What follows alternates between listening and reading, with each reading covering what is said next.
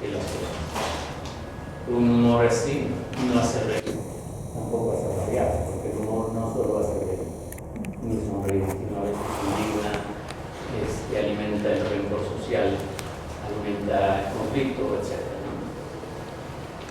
El contexto en el que se ubica esta ponencia es pues, un contexto mexicano con problemas estructurales muy fuertes, históricos, y de alguna forma yo dialogo con problemas peruanos. Yo soy peruano mexicano, Pemex, entonces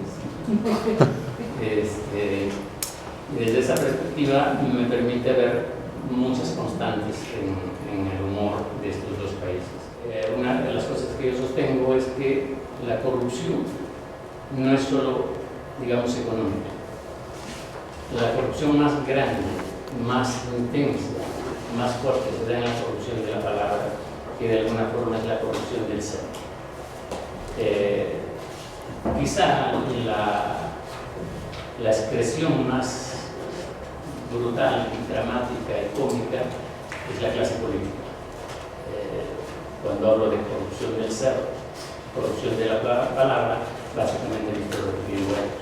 En primer lugar, el humor no es representación de algo. Si podemos decir que es una producción expresiva, podemos decir algo más próximo a lo que es el humor. El humor no solo expresa, sino crea y recrea. Quien se afecta al humor, quien es interpelado por el humor, cambia su visión sobre aquello que está viendo. De alguna forma, como veremos más adelante, el humor delinea, le da contornos, hace mucho más nítido aquello que nosotros, los seres comunes y corrientes, quizá intuimos, pero no sabemos ver. Entonces, los énfasis de las líneas, no tanto la pintura, sino básicamente los caricaturistas, por ejemplo, delinean. Ese delinear físico en el papel es un delinear imaginario, simbólico y estético de la realidad que se muestra de manera ambigua, más, digamos, más difusa a nuestros ojos, si es que no ocurriera este delineamiento. El segundo punto son los contextos. Todos sabemos que es un contexto, es aquello que está alrededor de y que factura algo, determina, condiciona, influye, lo que sea, pero ahí está. Nosotros somos hechura de los contextos. Yo incorporo, para que el humor pueda intervenir, pueda recrearse en uno, porque el productor es otro y uno es el que consume el humor, y hay una empatía en ese sonreír, en ese reír. Para que eso ocurra, debe haber un contexto interior. Es decir, uno recepciona a partir de ciertos sentimientos, yo le llamo significaciones, de ciertas significaciones y ciertas emociones que atrapan el mensaje y lo potencian y hacen que uno comparta no solo la significación, sino la emoción que tiene el productor. Le debería haber puesto comillas y quitar comillas. Política en sentido clase política, la política formal, la democracia representativa. Pero la otra política a la que, por ejemplo, refiere es aquella política en donde el sujeto de la enunciación se pone en otro lugar, no en el lugar que las estructuras lo han puesto. Es decir, si uno se pone en otro lugar y no en aquello que fatalmente a uno le han puesto en la estructura social, entonces puede ver con otros ojos. Es decir, es casi como una antropología, en donde el extrañarse de uno mismo es el recurso metodológico para poder entender al otro. Es decir, hacer empatía con el otro no es comulgar con el otro, sino pensar que eso que yo pienso no siempre debe ser o es así, sino básicamente que hay varias formas de pensar alrededor de es una relación entre un valor, aparentemente, y un disvalor.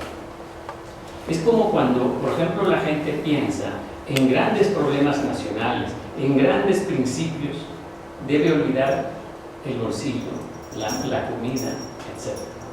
Entonces, gran parte de la economía a nivel del lenguaje en la clase política está medida en términos de éxitos macroeconómicos. Cuando, o sea, México va bien, Perú va bien, Perú ha crecido en sus mejores momentos desde de 2 o 3 años, 7 puntos por año. Ha disminuido un poquito la pobreza. Pero esa medición macroeconómica no se refleja pues, en el bienestar de la gente. Hay comentarles antes de iniciar el pequeño trabajo de indagación que hicimos con mi compañera Karina Santos. Ella es la directora del Centro de Estudios Humorísticos Jauja de Chile y me invita a participar dentro del contexto de nuestra maestría en comunicación en la temática del humor, que es su eje de vida, digamos. ¿Y por qué me invita a trabajar a mí? Básicamente porque de alguna manera vivo la cultura mapuche, mi familia y todo mi origen está asociado a la cosmovisión y la cultura.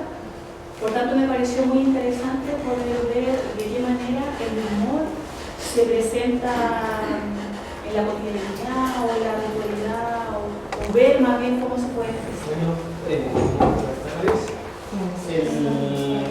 El título, como decía Violeta, original era Creación lúdica y política, el caso de la quema de Judas.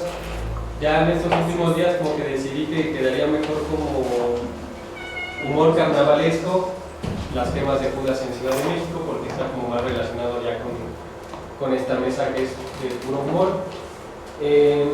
Para empezar, bueno, la quema de Judas es el tema de mi investigación en la maestría, pero allá lo quiero ver un poco más como de los usos políticos que se le han dado en los últimos años. Y para esta mesa de antropología del humor decidí centrarme solamente en la parte humorística de este ritual. Bueno,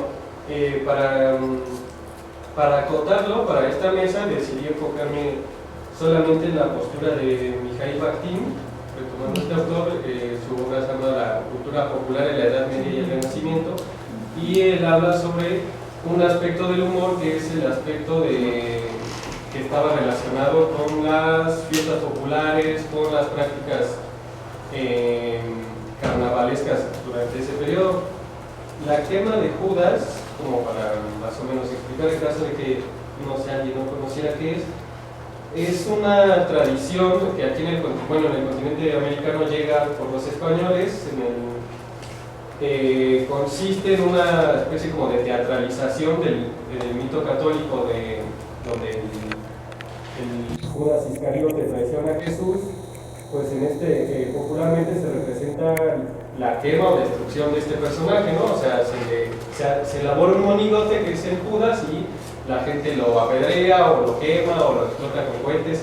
Aquí en México no se tiene muy claro de cómo es que fue este proceso durante la colonia, pero ya existen registros a partir del siglo XIX. De hecho, un historiador, William Beasley, tiene un trabajo muy bueno donde él habla de que en este periodo cómo fue qué características tenía como Judas ya aquí en México. Y algo que es muy interesante, mi presentación de hoy tiene que ver con 4 artistas colombianos que han creado personajes femeninos. 2 de ellos son mujeres, Consuelo Lago y Adriana Mosquera, que es bastante conocida aquí también en México, y 2 hombres, Vladimir Flores y Jairo Peláez Rincón, que creo que no se conoce muy bien aquí en México, aunque tiene muy buenos amigos mexicanos que son caricaturistas, por lo que entiendo. Mi interés en la caricatura, y especialmente la caricatura que tiene que ver con lo femenino, surge justamente por mi trabajo en los estudios de género en la Universidad de San Luis. Yo soy profesora de español en el Departamento de Lenguas, y como parte de mi interés como profesora de español es tratar de mostrarle a los estudiantes nuestra propia cultura. Y la manera como yo trato de engancharlos es también por una parte que a mí me interesa, que es el humor, y la parte de estudios de género. Todo este ejercicio del discurso de decir yo no sé. Entonces, el monseñor de la época utilizó ese discurso para decir que la entrada de dinero del narcotráfico era similar a como que hubiera entrado un elefante blanco al Palacio de Nariño y el presidente no se hubiera dado cuenta. Entonces, estos dos elementos se toman en todas las caricaturas. El elefante blanco, en el que se hace una metáfora de tipo visual con Ernesto Sanfé, y el ejercicio también presentarlo como una alcancía, ¿no? O sea, él fue beneficiario de una cantidad de dinero de los hermanos Orejuela, del cartel de Cali, y pagó cárcel asesores de él, pero él no, y mantuvo su proceso presidencial. Entonces, son caricaturas que, si ustedes notan, una es de 1996, pero en el caso de Batería es una caricatura de más o menos 10 años después.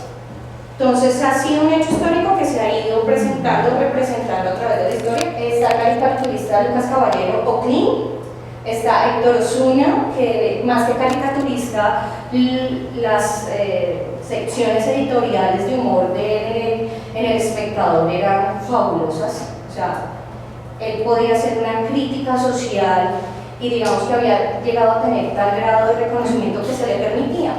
El comediante Jaime Garzón, está Vladimir Flores.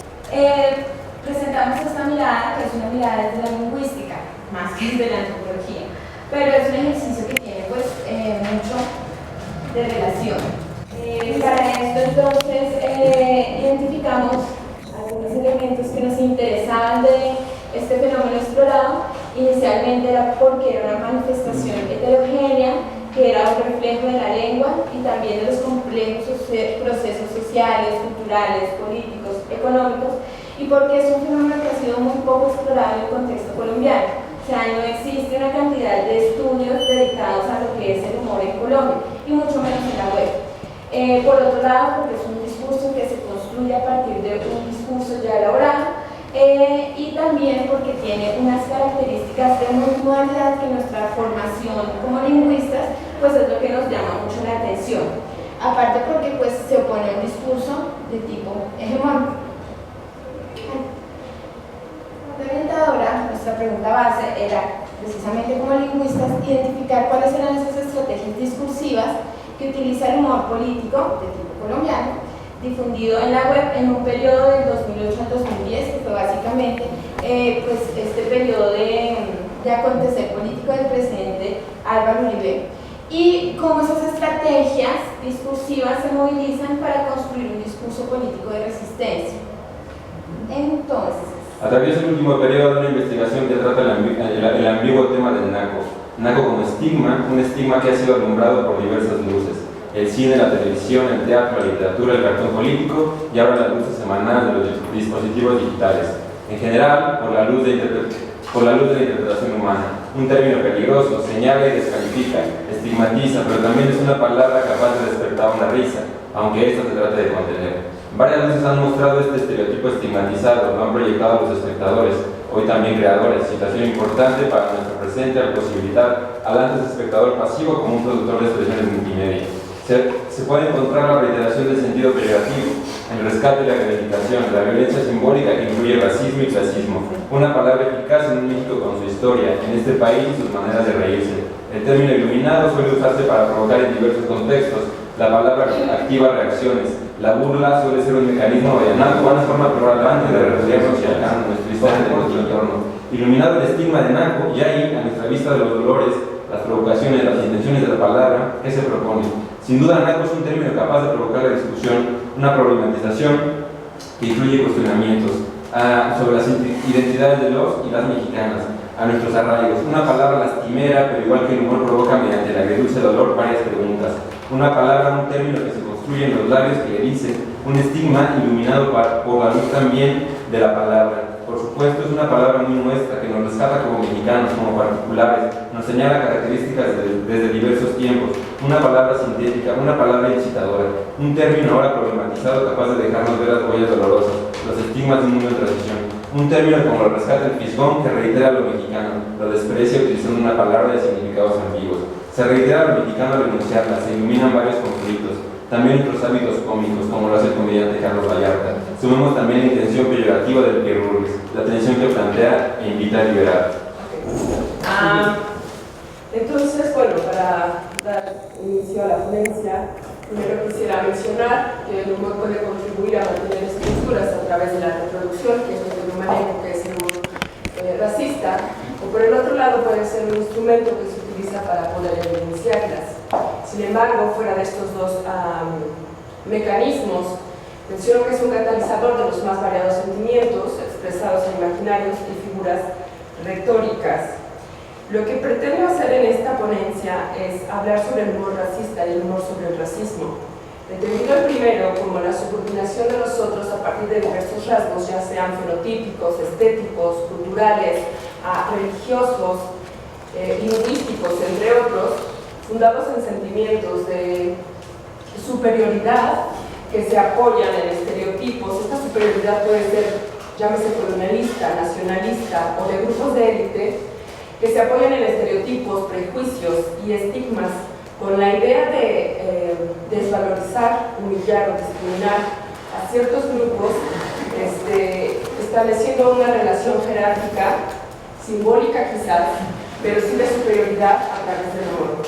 Y por el otro lado, el humor sobre el racismo es aquel que trata de visibilizar las relaciones asimétricas o desiguales entre la población, haciendo principalmente uso del humor negro, descubriendo la comicidad lo trágico, pero haciendo uso de géneros literarios, principalmente como la sátira, o de figuras retóricas como la ironía, hacia los afroamericanos, hacia los mexicanos de los Estados Unidos, a los migrantes en Francia, a los judíos, los árabes.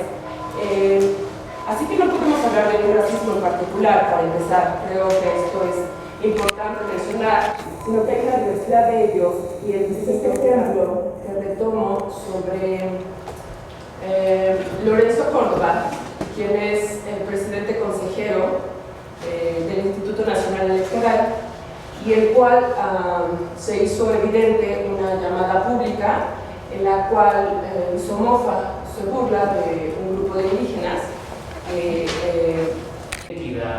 de institucionalidad, de democracia. ¿Cómo puedes hablar cuando estás diciendo ese hijo de puta, le vamos a hacer esto? ¿No? Que era el opositor, que era alguien que estaba pues, así fastidiando al régimen de Fujimori. Cuando dices eso, no puedes hablar de democracia, de justicia, de equidad. Entonces, el lenguaje soez fue un ácido que corroyó la democracia y el discurso democrático. Impidió, pero además era tampoco es idealizar el lenguaje popular. La gente también cuando chismea habla de una forma y cuando está frente a la persona de quien están chismeando habla de otra forma. Sí, pero en todo caso, el asunto es de agentes públicas en la esfera pública. No, el presidente de Uruguay, que nos mostré ahí en la primera diapositiva, pues le dijo sobre Kirchner y ¿cómo se llama? Cristina Fernández, la presidenta de Argentina, dijo: la vieja es peor que el tuerto. O no, la vieja es más terca que el tuerto. El tuerto era Kirchner, y la vieja era Cristina. Y hasta ahora